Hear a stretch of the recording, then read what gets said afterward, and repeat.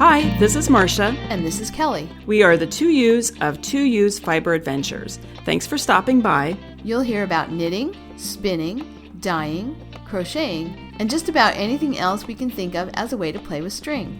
We blog and post show notes at 2usfiberadventures.com. And we invite you to join our 2U's Fiber Adventures group on Ravelry.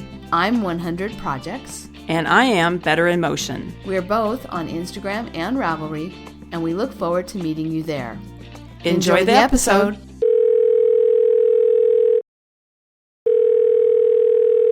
Hi, Kelly. Hi, Marsha.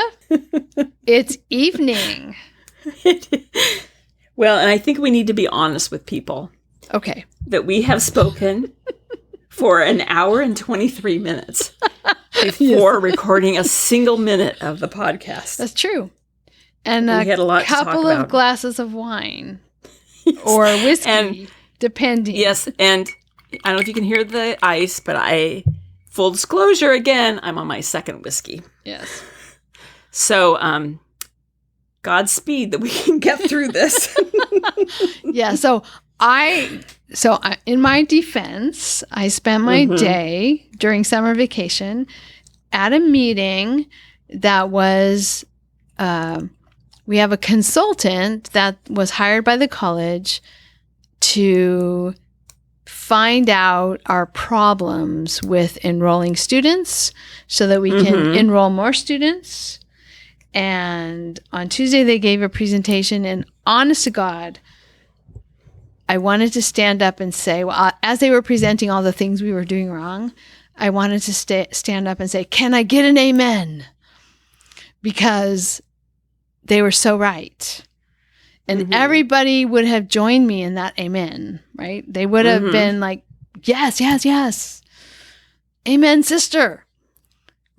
But it's hard to hear how you're not doing the right thing. So today was the meeting where I was there.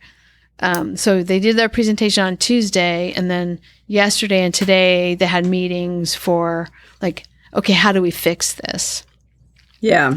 And so it was good, but it was hard. And I'm kind of wiped out. Yeah. Yeah. So. Yeah.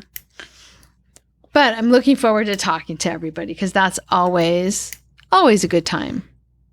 Yeah. Well, I don't have any reason like that. I had a lovely day. I had some friends over, knitting friends over for lunch. Just a shout out to Yvonne, Kristen, Kelly, Julie, Joanne, and my friend Kim stopped by for a little bit. Oh, fun. We had a lovely lunch. But of course, what do knitters do besides eating and knitting? Talk. So I talked, and then I thought they left. And I cleaned up a little bit, and I thought I'm just going to go lay on my bed and have a cup of tea and just kind of relax because I knew we were going to record. And then my brother came by, and he wanted tea. So we sat in the garden, and we talked for about an hour. And then I thought, okay, now I'm going to go lay on my bed, and I'm going to be quiet. I'm not going to talk to anybody because I'm going to be recording at 5:45, right? That's what we agreed upon. And I had maybe 20 minutes to lay on my bed when we started talking. And then we have talked for an hour. Now we're up to an hour and 26 minutes before we even started recording. We really need to talk a little bit more in between podcasts, Marsha. Yes. Anyway, but we had a great time at lunch. It was super fun. I really enjoyed myself. So I'm not saying this to complain. It's just that it's not a complaint at all. It was a really fun time. It's just that I've talked all day, and now I'm going to talk for another hour. Right. So I hope I can keep it together. And I had actually I had planned to have them over again this afternoon, but this meeting at school kind of came up unexpectedly. And so I had to cancel. But just a shout out to Emily on Ravelry. She's a colleague. She teaches computer science at work. And she came over last week, and they were going to come over. She and her other computer science faculty colleague came over last week to wash fleece. So she got some free fleeces from a weaver's estate or a knitter spinner fiber person's estate. And so she wasn't sure, like, is this good? How much should I keep? What should I do with it? How do I wash it? So she brought it. I said, oh, bring it over. I want to look. So 3 burlap bags full of fleeces, and we emptied them out and looked at them, sorted them. The third one was mostly not good. Probably an older sheep. Most of the fleece felt sort of britchy. The very coarse, steel woolly kind of fleece. But the first 2 were very nice. And so we skirted off the worst parts. And I used my experience from, the 40 pounds of meat sheep to say, you really don't need to keep this part. And actually, Emily was really good about like, okay, yeah, that's fine. I don't need this much. And so I have a big bag to go in the compost, and then we wash the rest of it, and she has it. And I just saw in Ravelry before we started recording that she's dyed it now. And so she was getting, she dyed it, and she was picking to get ready for a cart, because today she was going to come over, she and Sonia, who does knitting but hasn't ever done any spinning or wool prep. She's dyed it, and she was going to come over today to cart it, but we're going to have to reschedule that. So, but that was fun. That was really exciting to, look at some free fleece, and and she says to me, you're so nice of you to help us and help me wash it and everything. Do you want a bag? Because she had the 3 bags. Like, and first I was thinking, oh, like the burlap bag that it came in. I'm like, okay, well, I don't mind having another bag to hold fleece in. And I'm like, oh, you mean like a bag of fleece? Oh, no. Yeah. Oh, no. I don't need any more fleece. Let me show you. And so I dragged her back to the back of the garage, and her and Sonia back to the back of the garage. I'm like, let me show you what I have to work on here. I have 10 or more, I can't remember, fleeces in progress from anywhere from, not washed to picked to carded. And she's like, oh, got it. Understand. Yeah. But it was pretty nice fleece, for a free fleece from an estate, which she had no idea where it came from. And, she's done a little bit of spindle spinning in the past. But, this is a pretty nice, not super fine or like fabulous award-winning, but really serviceable. I think it's going to be a really serviceable fleece. She's going to be able to make a lot of different things out of it. So that was really fun. And I'm looking forward to rescheduling what we are supposed to do today to take a look at Emily's fleece. Yeah. That sounds like fun. But I told Robert, I called it my fiber play date. It's pretty fun. Well, it's good because it kind of inspires you to get going on maybe some of the, you've been spinning. We'll talk about that later, but actually, it's kind of inspiring to get people going. It gets yourself going too, a little bit on some of this. Because I actually got some of the fleece out from one of the boxes before they arrived and dumped it into the drum cart or dumped it into the crock pot with some dye. And then when that was dyed, I put some more fleece in to use up the rest of the dye pot. And then when that was dyed, I was like, oh, I think I needed another little bit to add to this color. So now I've got about 10 ounces that I've dyed of a fleece that was in a box, washed fleece that was in a box that, I had not planned to work on this summer, but I think that's going to be one of my summer spin-in projects. Well, the other thing I just have to let people know too, this has this has nothing to do with fiber, but just personal stuff. Ben graduated from college, June 10th. Woohoo! Very excited, very happy for him. It's been quite the journey. And I'm really happy for him. So he's, I don't know what the next step is. I don't think he knows what the next step is. I think he's just going to take this summer to just, he's pretty much been in school in some form since preschool. Yeah. And he's 25. Yeah. So I think he's just going to take some time to just not have school hanging over him. And just to let people know, he left high school at the end of his junior year and went to Shoreline Community College and got his machinist certificate, decided that's not what he wanted to do, stayed longer and got his Associate of Arts degree, and then he transferred to Western Washington University in Bellingham, Washington. He was there for 2 years, and he graduated with his degree as in the business school in environmental sustainability. I think that's the wave of the future, probably, right? Mm-hmm. So he's just, I think, going to spend this summer playing. He and his girlfriend, Maddie, rode their, took 7 days, I think they were gone. They rode their bicycles around the Olympic Peninsula.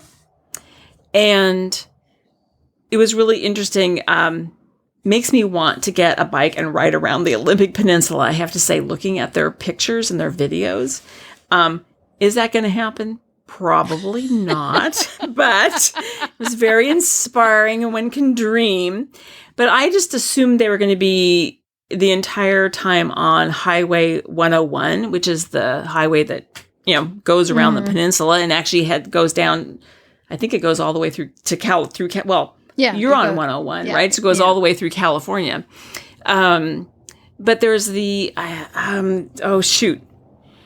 think it's called the Olympic Wilderness Trail. Don't quote me on that. I think that's what it's called. Anyway, there's sections where you can ride maybe 25 miles on compact dirt. So you wouldn't want a road bike. You need something with wider tires, but which they have. Not those big knobby tires, but you're riding through the forest. Nice. And it's a trail for bicyclists. He said there are hikers and horses. Oh, yeah. So, so they were not just on a highway, hard pavement and cars the entire time. So maybe it looks like they had a... Do you remember when we camped on the Olympic Peninsula? Yes. And we had bicycles on the top of the car. Yes. I had a rack we and clocked everything. A lot of miles on those bicycles, Kelly. Bicycles got a lot of miles riding on top of the car. I think the only time we rode them was we left the dogs at the campsite in their crates, and we bicycled to... We were going to ride our bicycles to Quinault Lodge. We did, yeah. We rode our bicycles to Quinault Lodge. Which we did. And had breakfast. And we thought we were going to have... Yeah, so we thought we were going to have like a 10 or 15 mile ride. And how long was our ride? Like... half a mile? Yeah, it was very, very short. Generously a half a mile. We could have walked.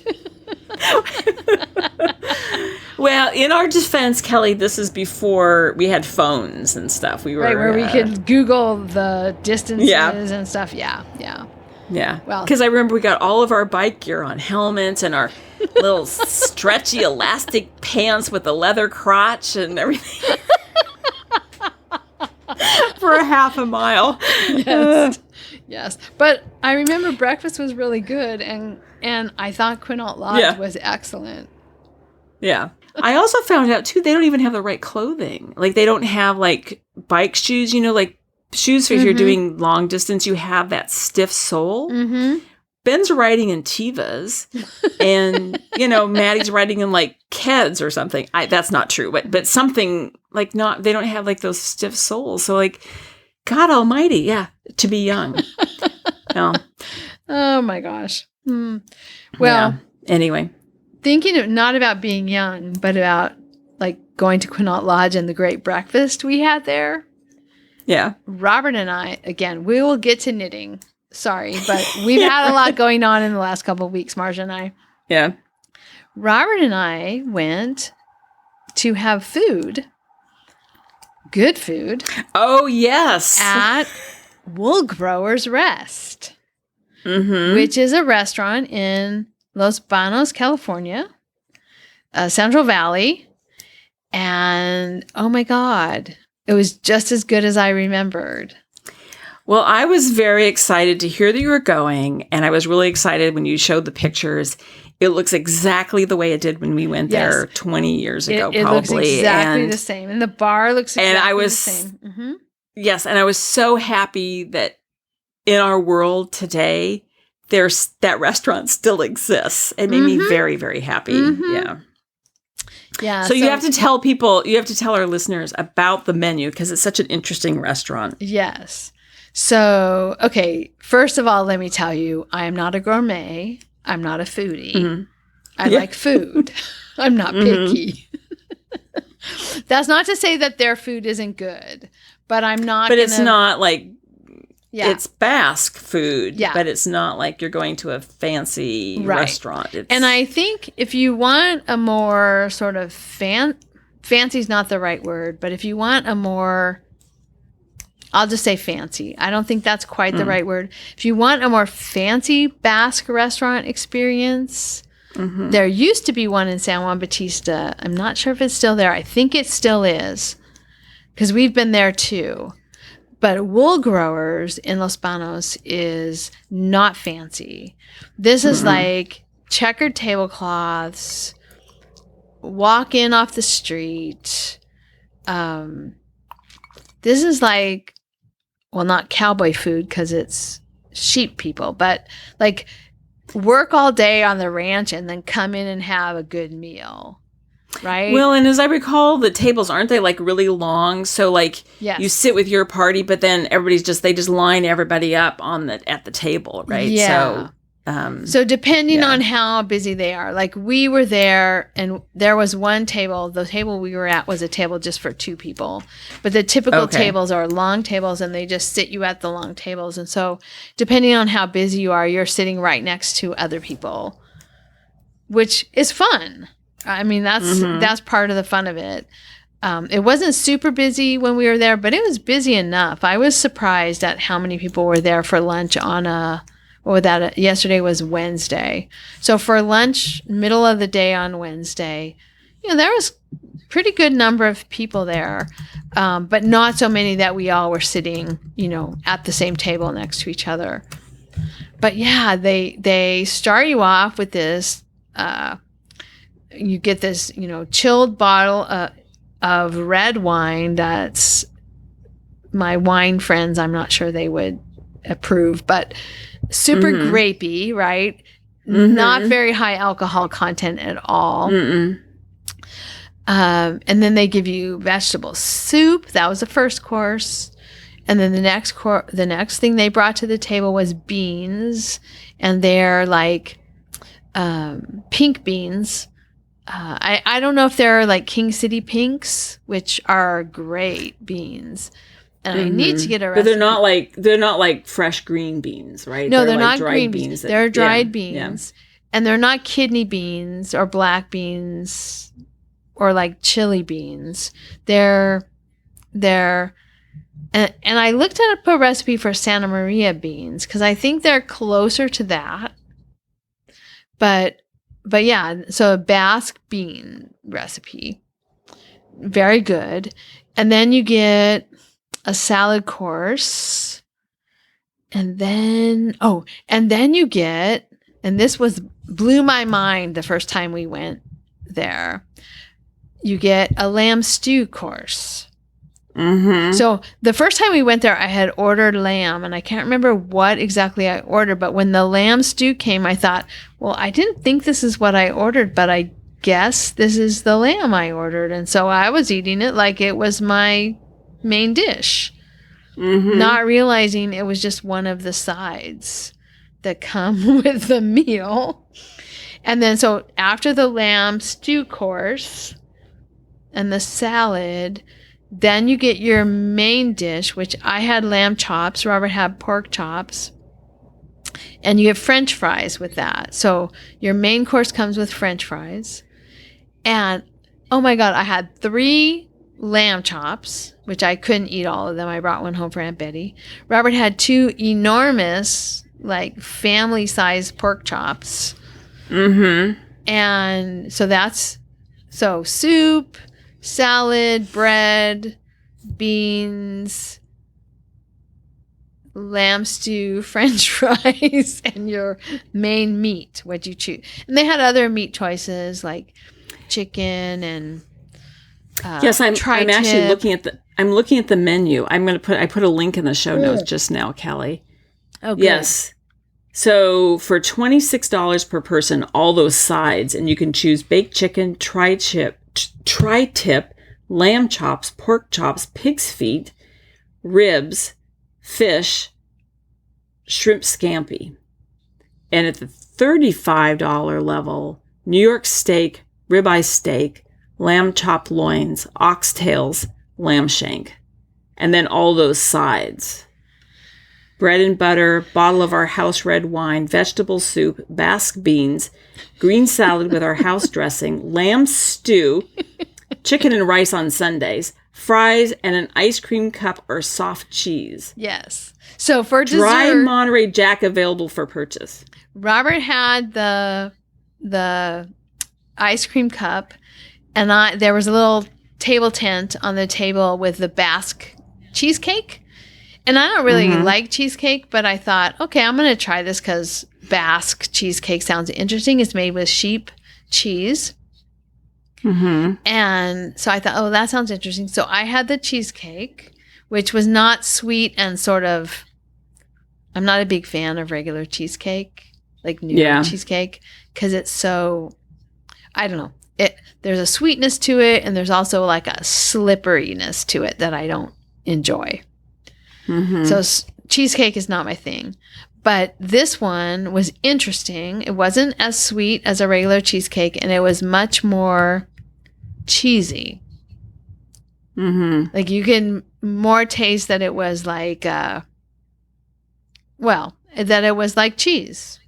Yeah. I mean, there was a sweetness to it. I'm not saying it wasn't sweet at all. But anyway, wool growers, Los Banos, excellent. Highly recommend. If you super fun. Have not gone there and you live in California and you can get to the Central Valley quickly, it was an hour and a half for us to ride there. And by the way, oh my God, the reservoir was more full than I have ever seen it, ever, which is very cool to see.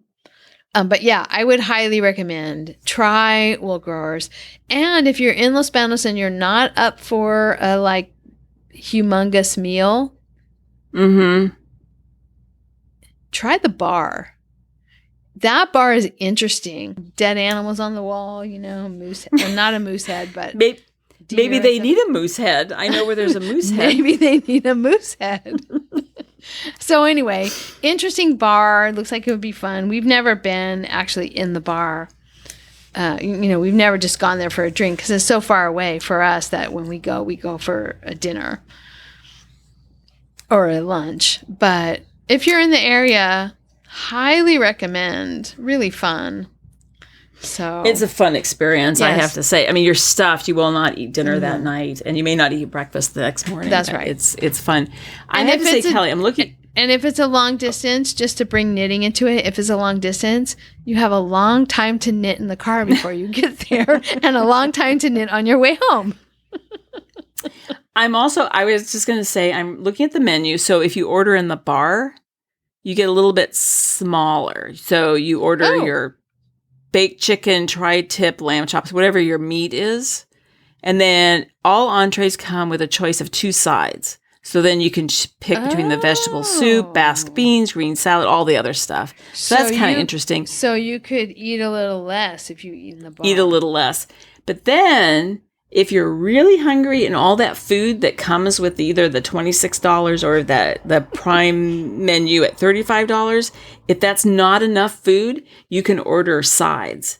You can order extra vegetable soup and Basque beans and green salad and lamb stew and everything. So Oh my gosh. there you go. If it's not enough food. Yeah. But yeah, no, really fun. Highly recommend. The other good thing about it was 64 degrees in Salinas all day. That was the high in Salinas was 64 degrees. And it said on my phone 89 when we left for Los Banos. But when we were there, by the time we got there, it had been revised. It was 82 degrees, which felt fabulous. Fabulous. We walked around downtown, which there's not much of a downtown, honestly. But it was just nice to kind of walk around after all that food, to kind of waddle around after all that food. But it was so nice to be in 80-degree weather for at least a few moments and get back in the car and then drive home. So, yeah. Okay, Kelly, are we actually going to talk about knitting? Yes. Yes, we are. Okay. Knitting, actually, we can't. We can't talk about knitting yet. Okay. Because we have to make an announcement. We just have to remind people of the Weird Sisters Wool Emporium. Chelsea and Megan are offering our listeners the 13% discount with the promo code 2Us and Weird Sisters. And that is now until July 31st. So check out their shop and make a purchase. Yes. And I bought the Mrs. Weasley's Knitting mini set right after our last episode. And I also bought one of their Pride colors in their sparkly base because I'm going to make a pair of socks for a guy at work. Okay. Who is going to love them. So he always comments on everything I've made. And so I thought, okay. You had to test the website to make sure the code was working. I had to make sure the code worked. That's right. Exactly. It was important. It was essential for me to do that. So what are you working on? Okay. So in no particular order, the Noromania blanket. I am knitting on it right now. I'm sitting at my desk, Kelly, and I think I said this in the last episode. It's no longer portable. It cannot leave the house until it goes to my brother's house and it's done. I can't take it anywhere. It's too big. So I normally just sit on the bed and watch Netflix, on my laptop, and it lays to my side. Because I'm sitting at my desk, I had to pull another chair up next to the chair that I'm sitting in, so the blanket's in that. So I am knitting on that right now. A little bit of update. I've knit 56 inches, and I've used 29 balls. I finally, the other day, I guess it was yesterday, doesn't matter. That's not the point. The point is I thought, where am I in all of this? I can't read my notes anymore. So I finally I've saved all of the ball bands. So I counted all the ball bands and marked them off my list of colors. And that's when I realized I've used 29 balls. But I also miscalculated. I thought I had 40 balls. I actually have 42. I don't even want to think about the money that's involved in this blanket. But anyway, I'm making progress, 56 inches, 29 balls. So, okay, do the math. That means I have 13 more balls. Okay. If I had 42 minus 29, I don't know. Kelly, I'm on my second whiskey. You're the math. You're the PhD in math.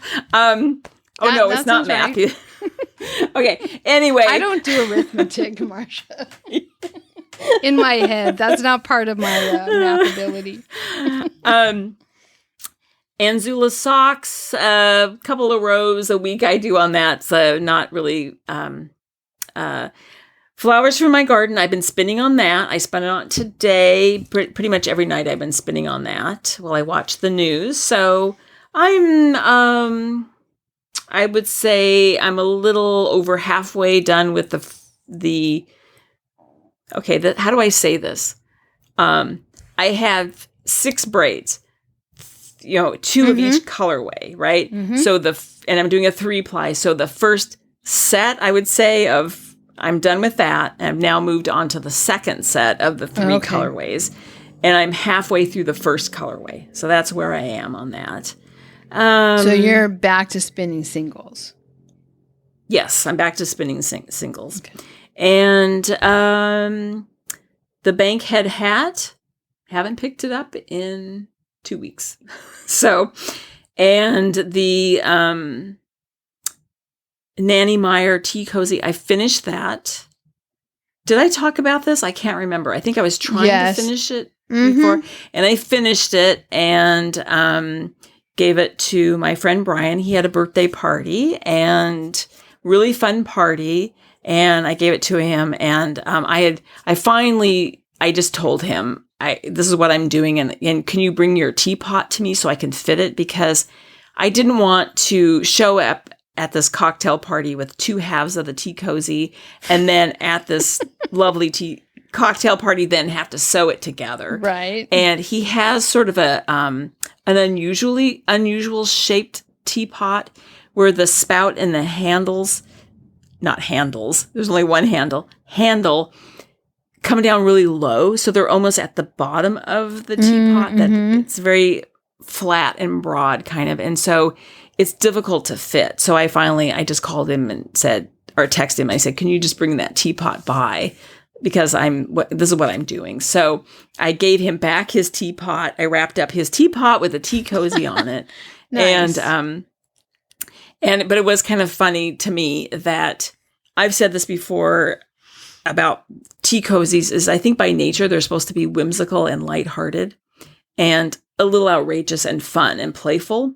And so when I gave it to him, I think that people thought it was really funny because he has a very sophisticated house, but he has like grandma's tea cozy now, So I think people thought that was kind of funny, but it was a hit. So and now I'm done. So he's got his 2 tea cozies. Well, good. I'm glad you're done with that. I know. It's off my back. Not that I didn't like doing it, but it's always nice to finish something. Yeah, no, finished projects are cool. Okay, so now the other thing I just want to talk about is the towels that I'm weaving. Yes. So the rose-colored glasses towels, it's a kit from Just Yarns, and they have the pattern Monk's Belt in them. And so I just have to tell people that I warped the loom, and I started weaving. And then I got and it's just plain weave, changing colors. And then you do 6 sections of the Monk's Belt. Kelly, I called you and we were on the phone for about an hour and a half. And fortunately, I thought this was really smart is I had printed out a copy of the pattern and I left it with you when I was there in April. Yes. So so instead of having to describe it, you could actually see the pattern. And so you were great to help me with, it's a new language. Basically, reading the weaving pattern is like reading a knitting pattern or a crochet pattern, but it's just a new language. And so you were really, even though in the class, they had talked about all of that, I haven't woven anything since January. Right. So, and in your class, you didn't really read a draft. Well, I mean, maybe you did, but I was going to say, you really didn't do this kind of pattern reading, right? Well, no, what we did is we just had it set up. Again, I'm not expert at this, so I'm probably not saying the right thing, but we just had the heddles, 1, 2, 3, 4. Yeah. And then shafts 1, 2, 3, 4. And that's repeated that. So then you could do plain weave, basket weave, and you could do all these different twills. Right. So what Kim did was plain weave. So we understood how to set that up. Right. We also understood how just to weave that because it's plain weave, right? It's the most basic weave. But I could not understand how the Monk's Belt works. Like how to read that pattern. And so what I learned was basically it's plain weave with this overshot. And so that probably is not that clear to people who don't weave, but once you've done it, it makes sense. Yeah, but you have plain weave with these, you have a float, a throw that gives you this float, which we have floats in knitting too, right? So you have a pick where you throw the weft, where you have a pick where there's a float, and then you have a pick that's plain weave, and then you have another pick that has floats in it, and then you have a pick that's plain weave, And so it was interesting when Kelly Brooke, came over today for lunch, and she went down to look at it in the basement, and she made the comment that if you actually just took scissors and you cut the overshot away, you'd have plain weave. That's right. Yeah. So, but the other thing I could not wrap my head around is we have, as everybody's heard, it was a free loom. We bought all the stuff for it to start, warping and start weaving. And so Kim did the first project. As I say, it was plain weave. She did change colors, but there was like blocks of color, right, before she would change. And so we knew what to do when you change colors, how to cut it, start a new color. We knew all of that. That's what she's doing. I'm doing that with the sections of mine that are plain weave, but then I get to the monk's belt and it's like every row is a different, you're switching, there's 2 colors, but each row is, you're switching between those 2 colors. And I'm like, okay, I don't understand this. And I realized you need 2 shuttles. Yes. I'm like, Marsha, you need a second shuttle. You can't do that without 2 shuttles. But it's like there's so many. Yeah, I just like, because in class we never used 2 shuttles, and I don't remember ever having the discussion that there's going to be. I mean, probably most of weaving you need, unless you're doing plain weave, you're going to need 2 shuttles, right? At least 2 shuttles. Well, no, I do a lot of weaving where I don't use 2 shuttles because I don't like shifting between 2. I mean, there's some benefits to it. There's something to love about color weaving where you have multiple shuttles with different colors. But there's also something about just like weaving straight with the same color, same shuttle, just keep going, that I really like. So I do a lot of weaving with just 1 shuttle. So I'm sure there are people who resist or plan their weaving so they don't have to use, so it's like you said, color blocking or stripes. But there's fun stuff you can do if you have multiple shuttles, and you can put multiple colors in those shuttles, and you can do color and weave, right? So you're changing colors as you go. So anyway, it was just interesting. I'm learning a lot. It's been really slow going. And then the other thing, I was talking in our last episode how when Kim was weaving, I would just sit on the sofa and I would knit or spin and make tea and etc. and all that stuff. Now we're switching, and she's sitting on the sofa and talking to me. And you're doing an intermediate project. Like you jumped into weaving at the intermediate level. And so the plain weave, talk all you want. Monk's belt, I don't know how many times I had to back myself out of it because I'm like... Kim, stop talking.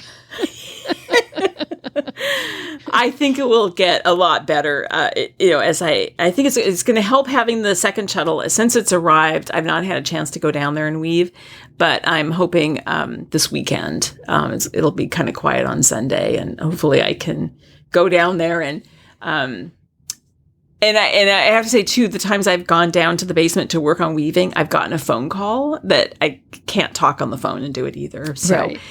It's just kind of funny how it's her. It was amazing how fast she wove her 3 towels, and her towels were much wider and much longer than mine. But this has just been kind of a slow process. The weaving part is going a little bit slower for me than it did for her because it's not plain weave, right? Right. Anyway, you're making a sock as your first project, as opposed to making instead of a cowl for your first project. Yeah. Mm-hmm. So, but having said all of that, super fun. Love it. I'm glad you're loving it. Yeah. Yeah, I love it. Yeah. So anyway, okay, Kelly, your projects. Okay, so I'm knitting now on my second of the 2 socks that I'm making for myself out of the Purl 2 Walla Walla Epicurean Kitchen yarn that we talked about last time. So I cast on yesterday as we drove to the wool growers, and I didn't actually get as much knitted as I thought I was going to on the trip, but so I'm still on the ribbing, the top ribbing. And then pretty quickly I'm going to change to the pattern, which is basically a broken rib, but in the stockinette section of the ribbing, or the knitted portion of the ribbing, is a slip stitch. So it makes a really nice puffy rib. That slip stitch just gives it an extra poof to it. I've used this pattern for Robert's socks, and I thought, I'm going to make them for me. So it's going to be, so the first sock is ribbed all the way down the leg, and then all the way down the top of the foot. So I'm now on the top ribbing, regular ribbing at the top of the second sock. And I'm about to start the pattern stitches. So I'm going to have to stop because I need to, even though it's an easy pattern, I've had a little too much wine, and I'm talking in the podcast. The combination of the two things means I really probably shouldn't start the actual pattern stitch. Although it's pretty easy. It's a pretty easy pattern stitch. And it looks like a charcuterie board. Yeah. This we talked about it last time. It's got kind of the gold color. It's got a little bit of wine color, a little bit of the pink of like maybe prosciutto, the gold of cheese, a little bit of brown that might represent the board. I can see why it's called Epicurean Kitchen, because it really does look like, I can imagine it. Whereas the glamping colorway that they had that I did for Robert's socks, I wasn't quite sure why they called it that, except maybe it looked like an Airstream because it was gray and white. So that one was more of a stretch to attach the colorway name to the actual color. But this one, I can really see the colorway name in that pattern. So that's my knitting projects. I finished the braid that I was spinning that was in that Summer Bliss colorway. Turned out really pretty. Made a 3-ply. I really like it. Haven't washed it yet, but it looks really nice. I think it's probably going to be about a DK weight, which is great. And then my next spinning project, I have spun 3 bobbins of the Cormo Merino Wensleydale from Red Creek Farms, I think is what they're called. I want to say Peggy Agnew. Anyways, that Cormo Merino Wensleydale cross, the unusual the one cross. that we split it. Yes, right? the black. Yeah. That black cross that we split. So I've got 3 bobbins finished of singles. And so now I'm ready to ply. And I think the box, I brought in 1 box of that fleece. I think I have 2 boxes in the garage. I brought one of the boxes in. My goal is only to spin the 1 box. And I'm about half done. So I think I'll be able to fill all 3 bobbins one more time and ply. So once I ply it, I don't know how much I'll have. Maybe, I don't know, 6 ounces. And then I'll do another 6 ounces. I think there's like 12 or 13 ounces in the box. Okay. So, and I'm really liking the way it's spinning up. I'm spinning it on my Wyatt wheel. And I mentioned that I wanted to use that wheel to kind of get used to it, kind of, get back in the swing of things with that wheel, because there's some fussiness about double drive that I wasn't really used to. But it's going great. It's sitting next to the fireplace. I sit down on the couch. I pull it over from the fireplace in front of the couch. I spin on it. I've been using it a lot. So that's been really good. I've been getting into the habit of using that wheel again and feeling real comfortable with that wheel again. So that'll be about 12 ounces in the box when I get done with it. I'll see if I want to go to the second box. I think I have another box about the same size. And I'm not sure I want to crack that open for this summer's projects, whether I want to You're not getting rid of it, though. You're just going to... No. I just don't know if I want to commit to spinning that much. We'll see, because it's all the same color. So, but last week when Emily and Sonia came over and I tossed some wool in the dye pot, the wool in the dye pot is it's a Corey Targhee merino fleece. So I don't know if you have half or if I just took out a little bit before I dropped it off with Markel to be processed into yarn. Because there was a fleece that I had shop yarn made, and we've never put it in the shop. So I have a whole carton full of shop yarn that needs to go into the shop. Well, I have two because I have a gray one. I have a gray. I'm sorry, a gray one too. What's the cross again? What is it again? Corey Targhee merino. No, I don't have that in here. Well, let me just say I don't have it in my Ravelry thing. Okay. Maybe I have it. I don't know. I was thinking we split it, but now that as soon as I started talking about it, I think what I did is I took some out for me to keep and took the rest and brought it to Markel to process into yarn. So anyway, from that little bit that I saved, maybe 3 pounds of a big fleece, I took about maybe 200 grams, maybe 250 grams, and I dyed it. And so I put it in a mixed dye pot with a kind of a dark orange and a purple and a blue, and put it in the crock pot, forgot to turn it on. Emily's like, is this on? Like, oh shoot, no, I never turned it on. So the colors mixed a little more than I had intended before the heat got on. But still, I have a mix of the blue and purple and this orange. And then there was a lot of dye left the next morning. I thought, okay, I'm just going to take this out because it didn't exhaust the dye pot. So I took it out. I put more fiber in to what was left. And so that was kind of a dark, kind of a muddy blue. And then took that out and I thought, you know what? I'd really like a really pale blue to go with this. And then I'm going to card them, probably blend all of them together. Not quite sure exactly what I'm going to do, but I'm going to use them in some kind of carding project. And again, what I've dyed is not the sum total of what's in my garage. There's at least one box.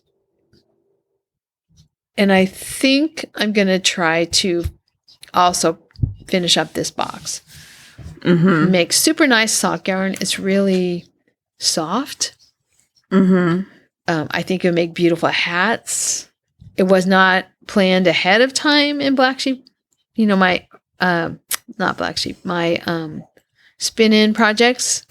Wasn't like, oh yeah, and spin-in, I'm going to do this.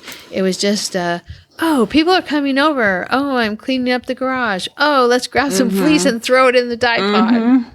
It's one of those kind of things. So, but I really like it. The producer is Ramifications. So, and I'm pretty sure it was like a last minute purchase at Black Sheep. Oh, this isn't sold? This is really nice. I have to buy this. I have some summer spin-in projects, Tour de Fleece projects that I've kind of started on. And then the last thing of my projects list, because I have been doing a lot of project stuff, to my dog's dismay, because they really like to be going out for long, long, long walks, is I'm working on the quilt from high school. Remember the quilt top that I finished the summer of my broken foot? 2019. I finished that quilt top and I bought the backing fabric and I had the wool quilt bat from 2000. Oh, shoot. I had the receipt, but I don't have it handy. Sometime between like 2002, maybe 2001. Mm-hmm. Anyway, I had quilt bats made from meat sheep, the same wool that I used to make Ben's blanket, and many, many other things. Mm-hmm. And a quilt bat for my sister. I made a duvet for my sister with hand-dyed silk. Anyway, the last quilt bat is now used in this quilt that I started in high school. It's fabrics from my childhood. It's my quilt for when I am really, really old, like 100. Mm-hmm. And I can remember all the things that I did in my younger years, but I can't remember what happened this morning. This is my plan. So I have to get this done, so at least I can enjoy it for a little while. But it's called Roman. I think it's called Roman squares, where each square is 3 rectangles put together. Mm-hmm. So I put the backing on, put the quilt bat sandwiched between the backing and the top, basted it all, and I've started quilting it. Hand quilting, because it's all hand stitched, hand pieced. So like I can't take it, well, I could, but I don't want to take it to have it machine quilted. So I started hand quilting it, and I decided the easiest thing, because nothing is straight or square in this quilt, I decided that all I'm going to do is I'm going to quilt circles. Because circles don't have to line up with squares and rectangles and That's lines. true. Mm-hmm. Yeah. So I have a quilt, like a quilting hoop. And so I've just been, 4 circles across and 5 circles down the length of the quilt. So I'm just doing those quilting hoop size circles. So I put on the quilting hoop and I go around in a circle. And once I get all those circles in and kind of stabilize everything a little bit more than just the, basting, then I'm going to go back and use that same quilting hoop again, but I have some embroidery hoops of different sizes, and I'm going to use those to kind of draw a circle inside of the quilting hoop that I'm then going to embroider or quilt. So it will be 4 by 5 circles, and then random circles, smaller circles, to fill in the rest until I feel like it's stable. And then I'll be done. Well, no, then I won't be done. I'll still have to make the edging. You still have to do the binding. But anyway, I'm loving it. It's so much fun. And I'm freed from the necessity to be precise, or because I started this thing in high school. I literally Kelly, knew nothing about the precision of quilting. I'm looking at your project page, and it's in there. Your quilt is in there, and the date started January 1979. Yes. This is my oldest whip. I challenge any listeners who have a whip that's older than 1979. It's not knitting. Granted, it's not knitting, but if you have a whip that's older than 1979, I want to hear about it. No. And my sister messaged me, and she's like, I think I recognize some of those fabrics. And I took a picture of a few more, and I said, I think you should. What about these? Skirts we wore. It's all stuff my mom made or I made or she made. She didn't sew very much, but she sewed a little. She did more ripping than sewing because she was such a perfectionist. So it was not pleasant for Colleen to sew. But it's all you just used all fabric scraps. You didn't buy anything for it. I ended up, when I finished it in 2019, I bought solids because I had run out of solids. And so I went to the fabric store and I bought a few different colors of solids to go with the remaining pattern fabrics, because I still, I had rectangles that had not been sewed into squares. I had squares that had been made from 3 rectangles. I had strips that had been made from these 3 rectangle blocks. And I had a whole section that was strips sewn together. And I'm not sure what I was thinking, but the length of the strips sewn together was like way, way, way longer than the size of a bed. So I had to cut, unsew some of those off the end and reconnect them. So I had, like all sort of stages of this quilt top piecing.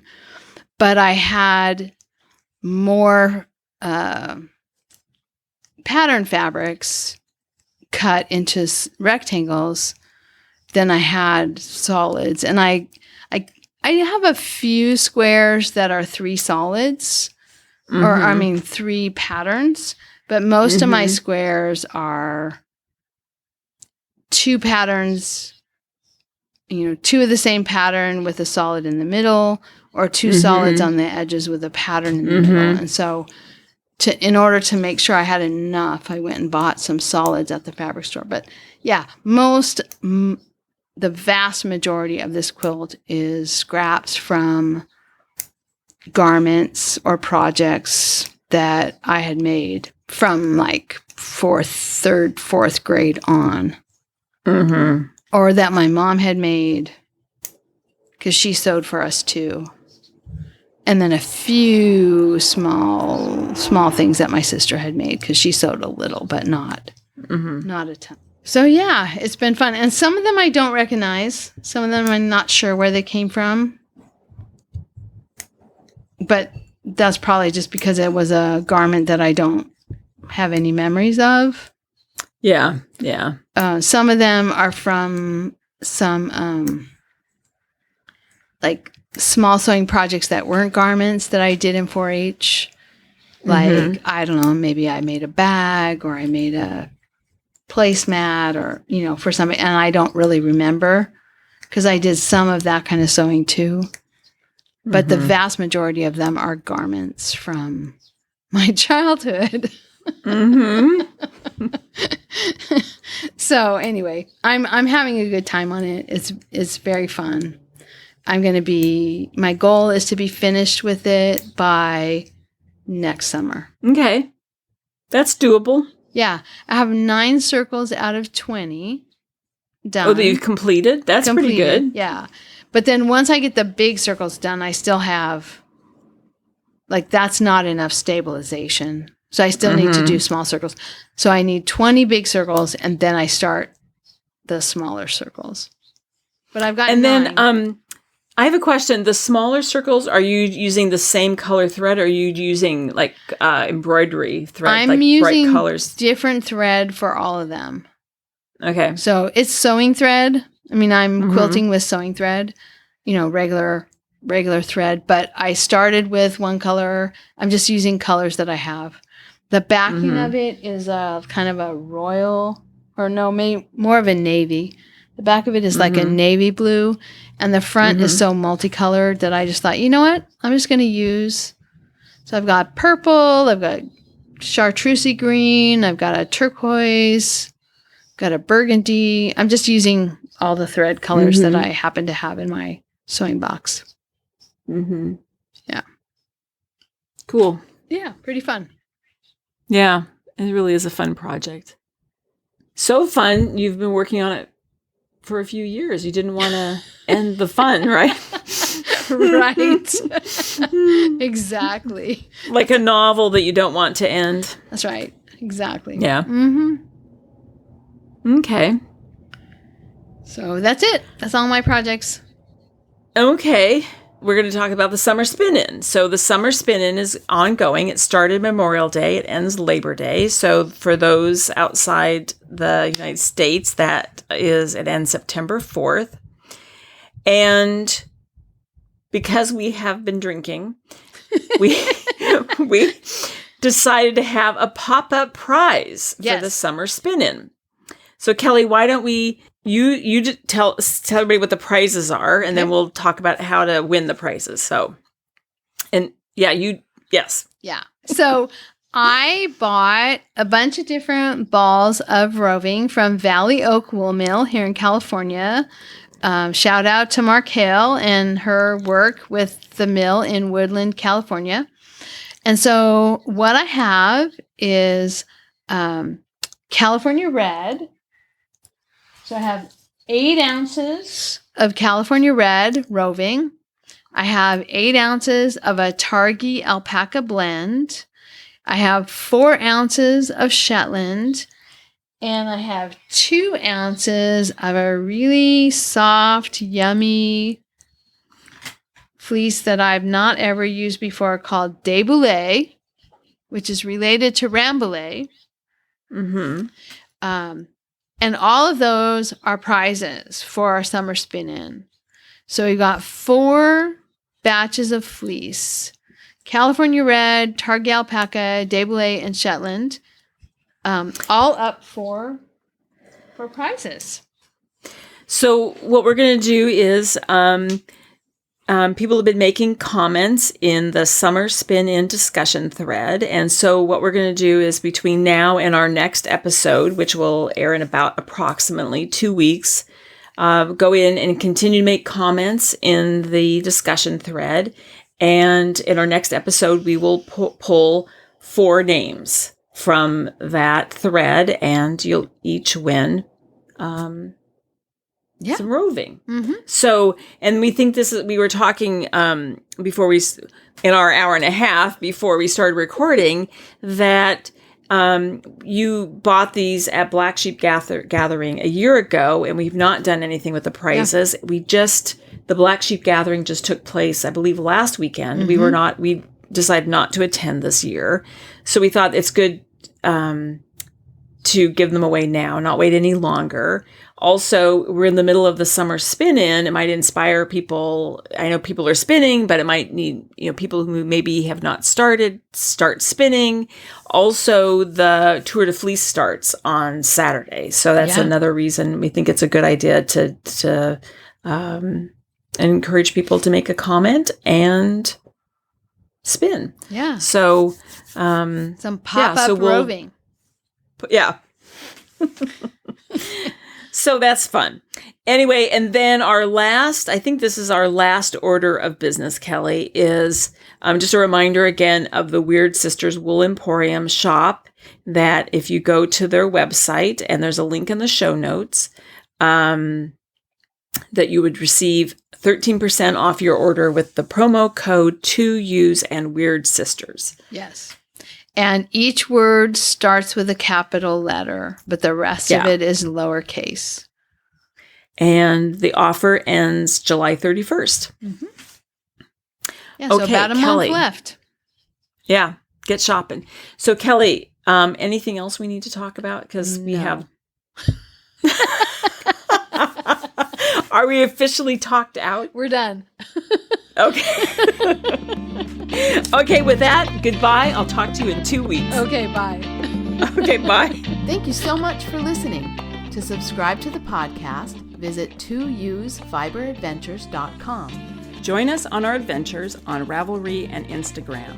I am Better in Motion, and Kelly is 100 Projects. Until next time, we're the 2Us. Doing our part for World Fleece.